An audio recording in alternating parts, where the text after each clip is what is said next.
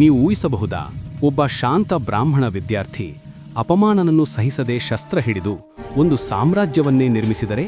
ಇದು ಸಾಮಾನ್ಯ ರಾಜನ ಕಥೆಯಲ್ಲ. ಇದು ಸ್ವಾಭಿಮಾನ, ಧೈರ್ಯ ಮತ್ತು ಕರ್ನಾಟಕದ ಮೊದಲ ರಾಜಕೀಯ ಎಚ್ಚರಿಕೆ. ಇಂದಿನ ನಮ್ಮ ವೀರಕಥೆ ಮಯೂರವರ್ಮನ ಬಗ್ಗೆ. ಕದಂಬ ವಂಶದ ಸ್ಥಾಪಕ ಮತ್ತು ಕನ್ನಡ ನಾಡಿನ ಮೊದಲ ಸ್ವತಂತ್ರ ರಾಜ ಮಯೂರವರ್ಮ. ಯಾರಿವರು? ಕ್ರಿಸ್ತಶಕ 4ನೇ ಶತಮಾನ, ಇಂದಿನ ಉತ್ತರ ಕರ್ನಾಟಕದ ಒಂದು ಸಣ್ಣ ಪ್ರದೇಶ. ಮಯೂರವರ್ಮ ಒಬ್ಬ ಬ್ರಾಹ್ಮಣ ಕುಟುಂಬದ ಯುವಕ. ಇವನ ಮೊದಲ ಹೆಸರು ಮಯೂರ ಶರ್ಮ ಎಂದಾಗಿತ್ತು. 450ರ ತಾಳಗುಂದ ಶಾಸನವು ಮಯೂರಶರ್ಮನ ಕುಟುಂಬ ಮತ್ತು ರಾಜ್ಯದ ಮೂಲದ ಬಗ್ಗೆ ಮಾಹಿತಿ ಅತ್ಯಂತ ವಿಶ್ವಾಸಾರ್ಹ ಮೂಲವೆಂದು ಪರಿಗಣಿಸಲಾಗಿದೆ. ಈ ಶಾಸನವು ದಂತಕಥೆಗಳಿಂದ ಮುಕ್ತವಾಗಿದ್ದು, ಕದಂಬರಾಜರ ವಂಶಾವಳಿಯ ವಾಸ್ತವಿಕ ಮತ್ತು ನಿಜವಾದ ಇತಿಹಾಸ ನೀಡುತ್ತದೆ. ಅವರು ಬಂಧುಶೇನನ ಮಗ, ಅವರ ಗುರು ವೀರಶರ್ಮನ ಮೊಮ್ಮಗ. ತಾಳಗುಂದದ ಅಗ್ರಹಾರದಲ್ಲಿ ವಿದ್ಯಾರ್ಥಿಯಾಗಿದ್ದರು.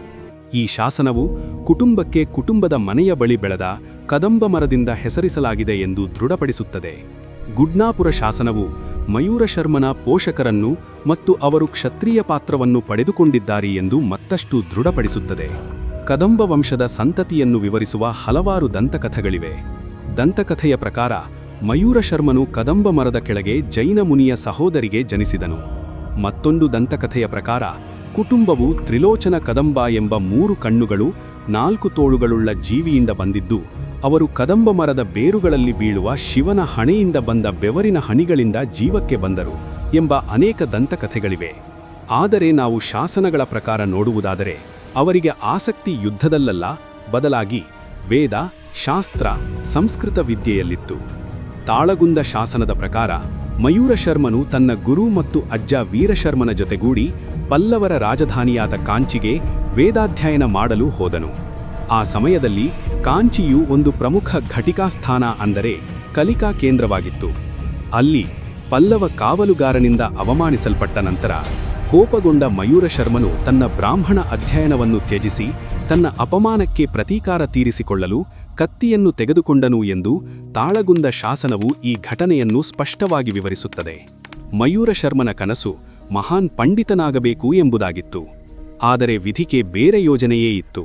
ಕಾಂಚೀಪುರಂನಲ್ಲಿ ಪಲ್ಲವರ ಅಧಿಕಾರಿಗಳು ಮಾಡಿದ ಅವಮಾನದಿಂದ ಪುಸ್ತಕ ಹಿಡಿದ ಕೈ ಶಸ್ತ್ರ ಹಿಡಿಯುವಂತೆ ತೀರ್ಮಾನಿಸಿತು. ಆ ರಾತ್ರಿ ಮಯೂರಶರ್ಮ ನಿದ್ರೆ ಮಾಡಿರಲಿಲ್ಲ. ಅವರ ಮನಸ್ಸಿನಲ್ಲಿ ಒಂದೇ ಮಾತು: ಅಪಮಾನಕ್ಕೆ ಉತ್ತರ ಶಸ್ತ್ರದಿಂದಲೇ ಕೊಡಬೇಕು ಎನ್ನುವುದಾಗಿತ್ತು. ಅವರು ವಿದ್ಯಾಭ್ಯಾಸ ತ್ಯಜಿಸಿದರು, ಅರಣ್ಯ ಸೇರಿದರು, ಯುದ್ಧಕಲೆ ಕಲಿತರು. ಶೀಘ್ರದಲ್ಲೇ ಸ್ಥಳೀಯ ಜನರನ್ನು ಸೇರಿಸಿ ಸಣ್ಣ ಯೋಧರ ಗುಂಪುಗಳನ್ನು ಕಟ್ಟಿದರು. ಬ್ರಾಹ್ಮಣ ಯುವಕ ಮಯೂರಶರ್ಮನಿಂದ ಕ್ಷತ್ರಿಯ ಮಯೂರವರ್ಮನಾಗಿ ಬದಲಾದರು. ಇದು ಸಣ್ಣ ಗಲಾಟೆಯಾಗಿರಲಿಲ್ಲ, ಇದು ನೇರವಾಗಿ ಪಲ್ಲವ ಸಾಮ್ರಾಜ್ಯಕ್ಕೆ ಸವಾಲಾಗಿತ್ತು. ಮಯೂರವರ್ಮ ಗುಪ್ತ ಯುದ್ಧ ತಂತ್ರಗಳನ್ನು ಬಳಸಿದರು. ಅರಣ್ಯ ಯುದ್ಧ, ಅಚ್ಚರಿದಾಳಿ ಮೂಲಕ ಒಂದರ ನಂತರ ಒಂದು ಪಲ್ಲವರ ಕೋಟೆಗಳನ್ನು ಬೀಳಿಸಿದರು. ಅಂತರಪಾಲರು, ಅಂದರೆ ಕಾವಲುಗಾರರನ್ನು ಸೋಲಿಸುವ ಮೂಲಕ ಮತ್ತು ಕೋಲಾರದ ಬಣಗಳನ್ನು ವಶಪಡಿಸಿಕೊಳ್ಳುವ ಮೂಲಕ ಶ್ರೀಪರ್ವತದ ಕಾಡುಗಳಲ್ಲಿ, ಅಂದರೆ ಈಗಿನ ಆಂಧ್ರಪ್ರದೇಶದ ಆಧುನಿಕ ಶ್ರೀಶೈಲಂನಲ್ಲಿ, ಅಲ್ಲಿ ತನ್ನನ್ನು ತಾನು ಸ್ಥಾಪಿಸಿಕೊಳ್ಳುವಲ್ಲಿ ಯಶಸ್ವಿಯಾದನು. ಸ್ಕಂದವರ್ಮನ್ ನೇತೃತ್ವದ ಪಲ್ಲವರು ಮಯೂರಶರ್ಮನನ್ನು ತಡೆಯಲು ಸಾಧ್ಯವಾಗಲಿಲ್ಲ ಮತ್ತು ಅಮರಸಾಗರದಿಂದ ಪ್ರೇರಹಾರ, ಅಂದರೆ ಇಂದಿನ ಮಲಪ್ರಭಾ ನದಿಯವರೆಗಿನ ಪ್ರದೇಶಗಳನ್ನು ವಶಪಡಿಸಿಕೊಂಡನು ಎಂದು ಹೇಳಲಾಗುತ್ತದೆ. ನಂತರ ಪಲ್ಲವರು ಮಯೂರವರ್ಮನನ್ನು ಅಲ್ಲಿನ ಸಾರ್ವಭೌಮ ಎಂದು ಒಪ್ಪಿಕೊಂಡರು.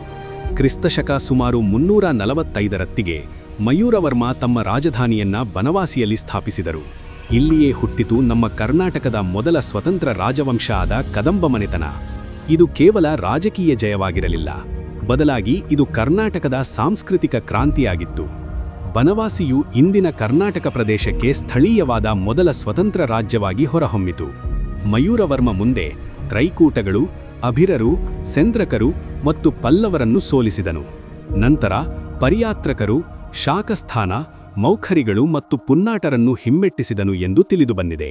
ತನ್ನ ಯಶಸ್ಸನ್ನು ಆಚರಿಸಲು ಮಯೂರಶರ್ಮನು ಹಲವಾರು ಅಶ್ವಯಾಗಗಳನ್ನು ಮಾಡಿದನು ಮತ್ತು ತಾಳಗುಂದದ ಬ್ರಾಹ್ಮಣರಿಗೆ 144 ಗ್ರಾಮಗಳನ್ನು ದಾನ ಮಾಡಿದನು ಎಂದು ಹೇಳಲಾಗುತ್ತದೆ. ಆಡಳಿತ, ಧರ್ಮ ಮತ್ತು ಸಂಸ್ಕೃತಿ ಬಗ್ಗೆ ನೋಡುವುದಾದರೆ ಮಯೂರವರ್ಮನ ಆಡಳಿತ ವಿಶೇಷತೆಯಿಂದ ಕೂಡಿಯಿತ್ತು.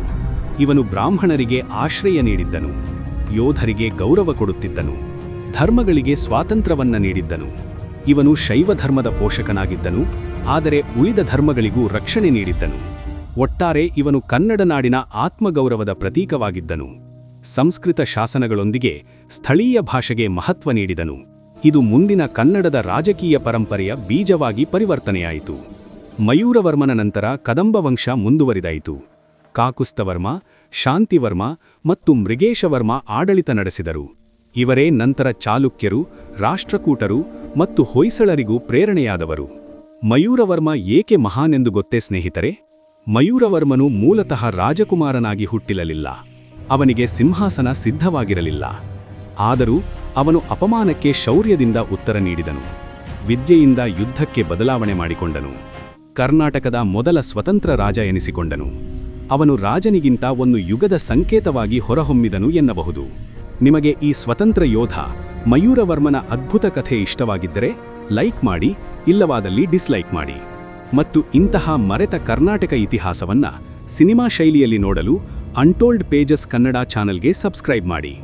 ನಾನು ಮತ್ತೆ ಇನ್ನೊಂದು ಮರೆತ ಸಾಮ್ರಾಜ್ಯದ ವೀರನ ಕಥೆಯೊಂದಿಗೆ ಬರುತ್ತೇನೆ ಸ್ನೇಹಿತರೆ.